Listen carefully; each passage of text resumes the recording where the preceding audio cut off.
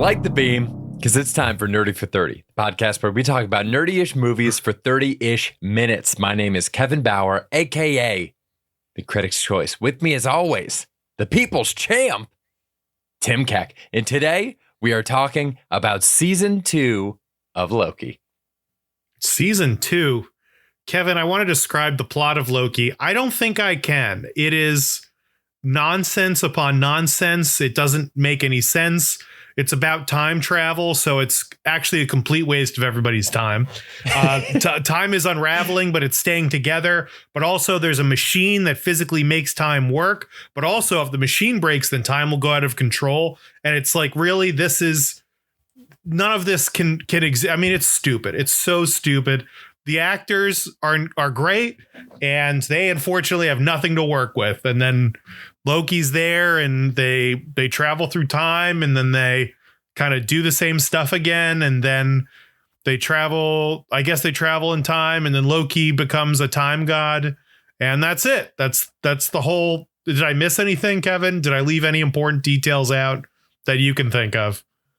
The only thing I can think of is if we just cut and spliced parts of your description and played them multiple times in a row to stretch out how long you were describing the show for with more and more recursive descriptions. Because that's what watching this second season felt like. It was so repetitive and uninteresting. I've seen way too much internet memes of like Loki's. They must be joking of Loki saving the MCU. I had a really hard time getting through it. The last episode I kind of liked, but I still think it was pointless. I still think the whole thing was a waste of time. I think both seasons could have been one movie, and it might have been an okay movie. Interesting. Yeah, I don't know if they separately could certainly be a movie and a half. I don't know. I feel like it would feel a little bit cramped to have it as one movie. But Tim, I don't think people are joking online. I think people really are convinced that this is the best of the Marvel TV properties. And I think what's happening there is a really similar thing that I see happen in comics a lot, where people will fucking rave about a comic. They'll be like, oh my God, this thing's incredible. You got to check this out. And at the end of the day, it's got good art or good color. I was talking with a couple of like comics fans. Shout out Alex Moore. Go check out his absolute banger of a question on the mailbag episode. Descendant of Alan Moore, comics legend. Descendant of Alan Moore, comics legend. That's true. It's not at all. We were able to whittle it down to three things. If a comic has either like legitimately like extremely cool, like boundary pushing pencils, so like drawings, or really good color, or sometimes just really good character design, it's enough to get a lot of people fired up. If it has two of those things at the same time, people are going to say it's legendary. And I feel like this show is the first time I've seen that happen in a TV or a movie context, where it is so pretty and the production design is so unbelievably good that I think that alone is making people say, holy shit, Marvel's good now. I mean, this does look like the entire visual effects budget for Phase 5 was dumped into this one show, right? I guess I didn't even think about it. The visuals, honestly, I guess I don't think about the visuals too much. I remember watching The Flash and being like, this is fine. And then everyone was like, oh no, actually it sucks. And I'm like, oh yeah, I guess it does suck. You know, like, because you're a story guy, Tim. You're all about the story guy. You see through the bullshit. I do. I just don't. I feel like the visuals all kind of look the same all the time. So what's the difference? I mean, I get it's cool. It's a time stream.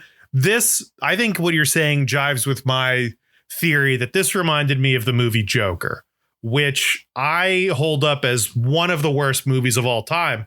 And yet there are people out there that think Joker's a good movie, and they're wrong, but they're seduced by the idea of these. I think the visuals, like Joker looks good, and the acting, it's just like a guy that people like, Joaquin Phoenix.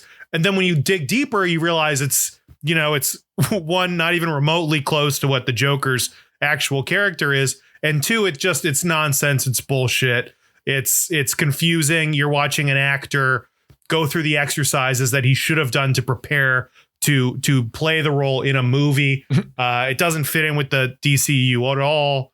It's just, and you lost a bet and you had to see it fucking twice in a theater. And it was one of the worst experiences you ever had. What were we talking about? I think you're right. The visuals, and if you get I get it like a character, then people are like, wow, this is great, but they're wrong and they're dumb for it. And I think Loki's the same way. If you're saying the visuals for this were good, I liked every actor in this. Yeah. I'm excited to see everybody. I think Owen Wilson has some little lines that he's crushing. Oh my God. Everything Everywhere All at Once. Ke-Huy? Oh, Ke-Huy Quan. Yeah. Ke-Huy Quan. He's great. He's so good and just incredible. I mean, he needs to be a part of the MCU. It's great to see him. Tom Hiddleston, sure. Yeah, he's good. We didn't get any of She-Loki. You're mid on Tom Hiddleston? I think I'm tired of it at this point because I've just seen him. Season 1 burned me out. But my point is, there's a bunch of actors that people like. There's a bunch of visuals that people like, and nothing else matters to them. Except the plot doesn't make any sense, but they can tell it's complicated. Joker, they're like, oh, this is deep. And it's like, it's really not. They're just using the kind of language that makes you think it's deep. So this time traveling thing, they're going back and forth. Like Loki's uncovering this like deep knowledge of whatever. And it's like, no, this is all dumb. This is all a waste of time. I don't understand. And also this feels like there should have been real ramifications for this in the MCU. Were there ramifications for this? I think we're the timeline doesn't work. About to see them, but it's tough because we know that they just hit pause on everything. So the first time we're going to see any kind of an impact from this is, I think, what is Deadpool 3 still coming out next year? Or did that get pushed? Maybe July of this year, but Deadpool is the first time we'll see anything from it. But like, what is the thing we're supposed to see? So what are we supposed to get? That's the problem with what's happening with the end of this show, is that in the very end, Loki is grabbing a bunch of timelines and he's made them glow green, and he's created Yggdrasil, the world tree, which was very cool. But exactly, it looks cool. Why? It looks really cool. What does this do? Why was he able to be out there without the suit?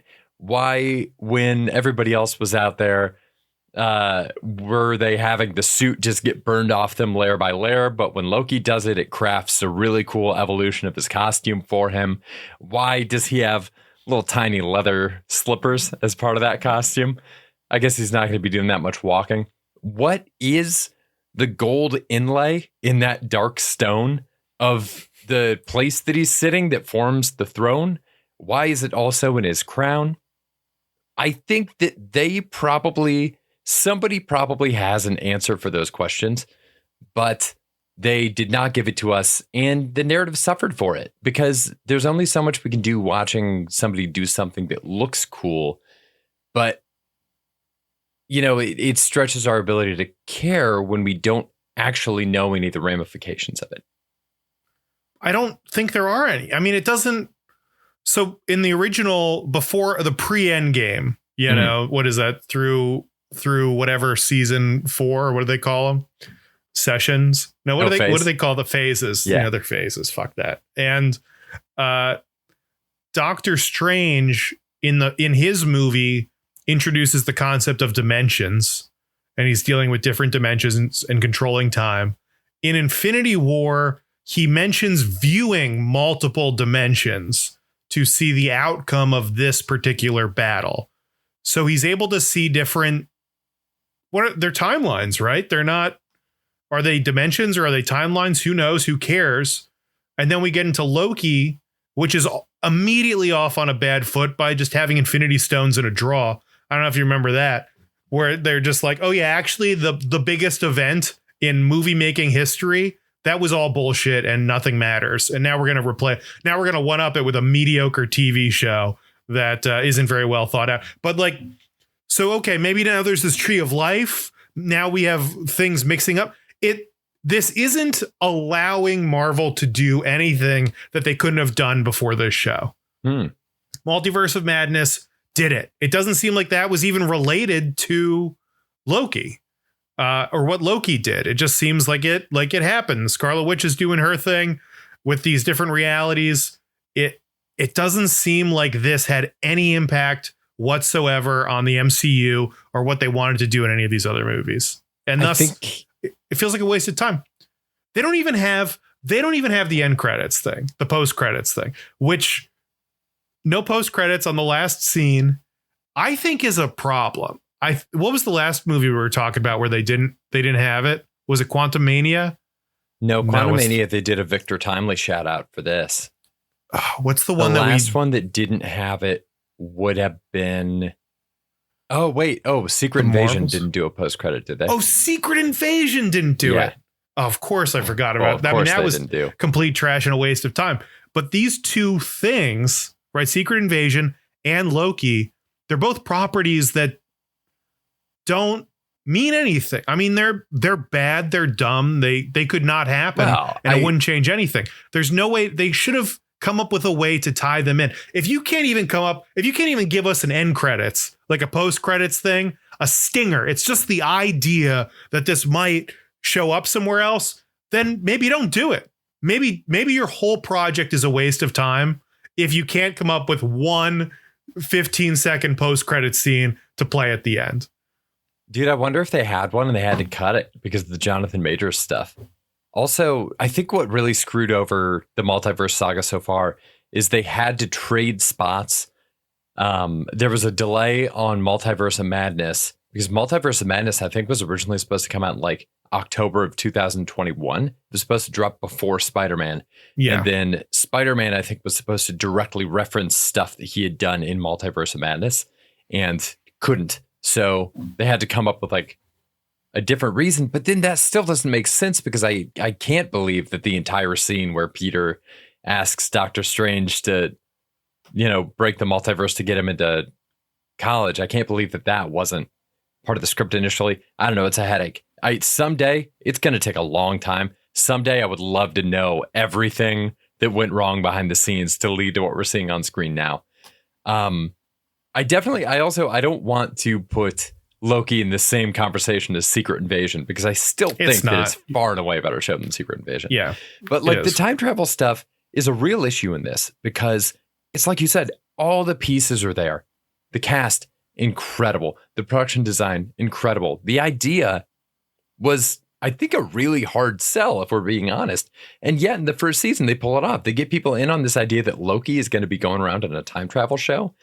And then they just seem, maybe it's a budget limitation or an approach limitation, but they seem to have no idea what to do with it.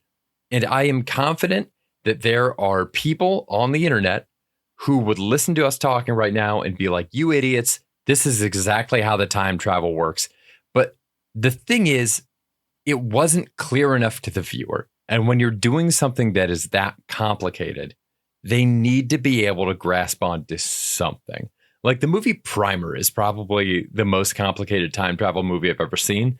And they've got like this bizarre methodology worked out that sounds, when you hear it, like actually probably a pretty practical way that could maybe really travel in time. And they do explain it in the movie. But for the most part, even though it's extremely complicated in the movie, you're still able to just get on board and watch the movie because you understand that most of what these guys are trying to do is bet the March Madness tournament, make a bunch of money, and have people not realize what they're doing. So like in this context, it doesn't work the same way because what the characters are doing is so reliant on the science of the time travel that it's impossible to understand. It's just jargon. They just make things up. They're like, oh, we need this device. Oh, no, I can't make that. I need this other MacGuffin. Actually, we need to do this MacGuffin. But the time travel thing it just opens up so many doors. Mm-hmm. If Loki can move through time and space because it seems like he can move to different areas, why doesn't he just put on the suit, move himself into the machine, press the button real quick, and then move, then leave? He could have done that. He also could have done that. He could have taken those things like the weapon, gone back in time done it earlier, and then that would have opened the machine. But then it's like, oh, actually, we can't. The whole point is to save Kang. We need him to live, I guess. He who remains. And so he has to prevent Sylvie from getting there. But they only got there because they went on this long journey together and defeated this monster cloud. So just go back to then and don't defeat the monster cloud. Go back to the beginning of the show and just don't do it. Like what there, it's as soon as you introduce time travel, it's things are pointless.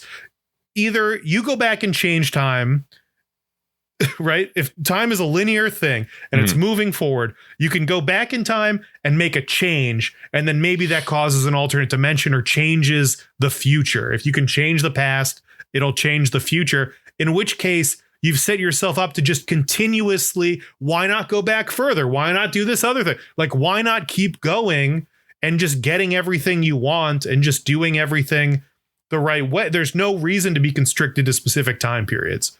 Or the story is linear and you go back in time, and when you change things in the past, it already happened. Right. And there's one timeline, in which case you've created a world where everything's predetermined and it's fate and nothing matters. And whatever was going to happen is already going to happen. It's, it's destiny, I guess, which is, I think, an old fashioned way to view storytelling. I mean, they tried it in Heroes. Heroes failed. I haven't seen a good. Back to the Future is the only story that's ever done good time traveling. I don't even know. It's just so stupid. You mentioned Jonathan Majors. Do you feel that way about the time travel in Endgame? I didn't like. I remember going into Endgame, I hadn't watched anything, and I was telling you I'll be happy with anything as long as it's not time travel. And you were like, ugh, yeah. And I was like, fuck. So I was not excited about it. I dismissed it because what we got was so cool that they were able to do this. And in theory, it kind of makes sense if they go back in time, take this thing and then return it exactly, then we don't even know what the right use of time is, right? Because they made a change. Did it affect the future? I mean, that Loki disappeared, and yet he didn't disappear from the rest of the story. Right? Loki left after that. Thor movie. It's a big yawn, Kevin. I know. I'm just like already like, what? Like, this is dumb. We shouldn't be having these conversations. We should just be doing a fun thing. Who cares what Endgame did? It was awesome. Endgame was the coolest thing I've ever seen in a theater, and it's worth it. So what if they do some bullshit time travel? It's fine. You mentioned Jonathan Majors. Kevin, I have a question for you. Please. When did you know that you were willing to forgive Jonathan Majors of all of his crimes and welcome him back to the MCU with open arms? Because I'm not there yet. I think we should wait for the outcome of the trial, but I know you feel differently about this. So I'm just going to let you go. Explain why you think. Explain why you think Jonathan Majors has earned his place in the pantheon of MCU characters. I'll shut up. Oh my God. This is like when we were backstage at the Annoyance one time. Some people were coming in. I think it was like people from the next show. And our friend Sudi just like turned to me and went, "I don't care what you say, Kevin. Women are funny." And fake stormed out of the room. Incredible. The most on the spot I've ever been. Yeah, I mean, obviously not worth it. I don't know what the fuck this guy is doing when he's playing Victor Timely. Really? I know there's an acting approach where the theory is just don't be boring. Be anything. Be bad. Just don't be boring. And I feel like that's the exact note that Jonathan Majors is following when he's playing Victor Timely, because it's so weird and off-putting. I really, really despise every single thing Victor Timely says. When he's playing He Who Remains, it's great. Still not great enough to forgive everything. But Victor Timely specifically, I'm like, get this guy off the fucking screen. I really liked Victor Timely. Really? Sell me on him. It really sucks that Jonathan Majors is a piece of shit, because He's an amazing actor. He's a really fucking good actor. And he's coming up with all these different interpretations of Kang. We know he had more. Like, he's supposed to play a completely different version of this guy in every future property. I mean, how deep does that go? The fact that he's coming up with new ways to reinvent that character and yet keep, I think, a similar energy with each one is impressive from an acting standpoint. His character is very frustrating. It's like kind of off-putting. I'm a little frustrated by him. It does create this element of unease where the whole time I'm waiting for him to betray everybody. And he doesn't. He seems like a pretty chill dude. And so that's like kind of a fun reversal. And the moment when they just kill him off instantly, that was honestly one of the better moments in the show where they've totally agree. I was writing down, actually, I can't believe we're doing this again. And then he exploded. And I was like, oh, OK, I guess that's maybe the first half of the season was just setting up, the finale. And that was it. But yeah, I'm bummed. I think Jonathan Majors is talented as hell. But, can't be a bad person and not expect consequences, and he should get whatever he gets. I know you disagree, but Kevin, do you have a big beef? Do you have a big beef with this aside from not enough Jonathan Majors screen time? I think, oh boy, what would my biggest beef be? I don't really understand. Yeah, what's the biggest beef? I don't really understand how Sylvie's life worked when she was just hanging out in that small town working in the McDonald's. It seemed really cozy. It seemed like everybody would constantly be like, where are you from again? It's bizarre to me that she's just like rocking a bold mullet and a British accent in the middle of fucking who the fuck knows where. Yeah, she's just like hanging out. There's like a really cool record store she goes to. She's like hanging out on the couch at the record store. And I'm just like, what is this life? Maybe what I'm really not understanding here is what life was like in the 80s when you could live comfortably on a McDonald's salary. Maybe that's the real problem that I have with this. My problem is late stage capitalism, Tim. They robbed me of that life. Well, we can't solve that today, but I did agree that the burger thing is weird. She's a variant, but she's not like Owen Wilson was a dad and got picked up and is now involved in the TVA. She was Loki in the other timeline.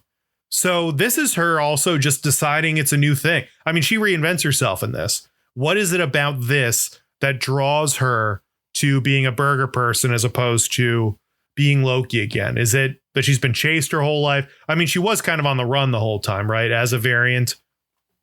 And so maybe this is just some stability. She's able to hang out, have a normal life. I guess why is this the one she's picking? I don't know. I kind of wanted a deeper thing there. Maybe someone listening could tell us why exactly she picked that life to live, but it's weird. I want to see her apartment. What's she doing over there? Well, also because all the timelines that any of these people individually came from, they came from a timeline and were put into the TVA. And the theory was that they were all variants, which is why they were then put in the TVA, is because there were people who had fucked with their timelines, which means that all of their actual timelines would have been pruned prior to the start of Loki season 1, which means that even if they kill He Who Remains and it allows a lot of timelines to start branching again, it would mean that they can't go back. It's like if your house was burned down, like your house got burned down, you can go in another timeline to the same address where your house was, but it's not necessarily going to be the same house that you came from. So that's kind of weird, right? Like that people are going back to these lives that aren't really theirs. Right. It seems like Owen Wilson, it seems like they're setting Owen Wilson up to just go back to his life the way it was meant to be. Yeah. But you're right. His timeline got pruned. So are we to think that every timeline just grows back the way it was? Or is this another timeline where it's close enough that he can just tag out a variant? Also, how is he replacing somebody?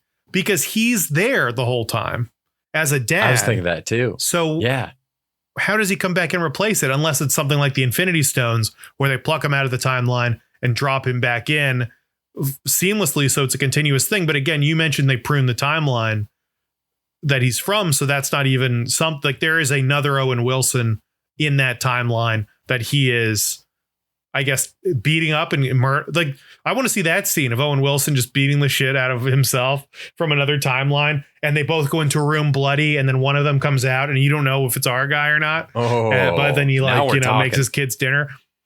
Yeah. Now we can have some fun with this, but weird. I would watch the shit out of that movie, dude. You mentioned the movie One with Jet Li. I still got to watch that. That is a banger of a premise. Dude, we got to watch it. Another beef I thought was Miss Minutes. Why doesn't she just take over everything? It seems like she can do whatever she wants. Oh, yeah. Whenever she wants. Oh, what do you think about Miss Minutes getting real horny there in that one episode? I kind of dug it. I kind of wish we'd explored that a little bit more. I like the fact that she fell in love with him and stuff. She was just an interesting character. And it's like, oh, if she's the power behind the throne, it felt like there was something there that could have been the whole story, right? She could have been the evil mastermind behind everything. And instead they kind of touched the surface and then bounced from that, which was fine. Yeah, because she ran the TVA really and the loom. But like you mentioned at the beginning, it turns out that without the loom, everything will explode. But also there wasn't a loom before. So it seems like the loom, correct me if I'm wrong, the purpose of the loom is to prevent the time war. It's specifically to prevent the Kang war. Yeah. So it seems right. Okay. Now that you're saying that, it seems like before the loom, there were multiple time just did its thing and created multiple timelines. It sounds like that's the natural state of time. And then the Kangs from different timelines had a huge war. So to prevent that, He Who Remains killed everybody. He won the war, and then he built the machine with the intention of pruning multiple timelines, which is essentially changing the way time is supposed to flow in order to prevent his other selves from coming in and messing things up again. So I guess he can either hold that, but I mean, if the timelines are going to just start branching now, which all of a sudden the machine stopped working, right? Because they stopped pruning. I guess they had to prune so that it could be, like it's like a tree, like what's a chip grinder or something where you shove a tree in and then it shoots out sawdust. It's like that, but one timeline. But that, you got to hack off a couple extra branches before it'll fit in the chipper. So I guess that's what they were doing. Yeah, it seems very complicated. I like that idea though. I like the idea of one Kang doing whatever he has to do to prevent the creation of other Kangs. Yeah. But then there were other Kangs in Ant-Man, and is this just the end of Kang, you think? I don't know. I definitely think if it's a guilty verdict, I think this is the end of Kang. For sure. They had that little line where Mobius is like, yeah, one variant popped up, but we took care of it pretty quickly. So another enduring, confusing 616 declaration. Who knows if he's talking about the comics or the movies? I don't know, man. I don't know. If it is the end of Kang, I'm okay with it. Me too. That's fine. I mean, I don't know what else. Yeah. This is a bummer. This, I know we're going to talk about the Marvels on Thursday. Mm-hmm. I'm going to say of the Loki and the Marvels, this is not the one that makes me optimistic about the MCU. Teaser, baby. Check it out. Ooh, what's coming? Is it a shock ruling on a recent movie? It just might be. Hey, thanks so much for listening, everybody. This has been, as always, Nerdy430. Let us know what you think. Nerdy430@gmail.com. We'll be back here in 2 days with an episode on the Marvels. Till then, stay nerdy, everybody. Bye. Stay nerdy. Bye.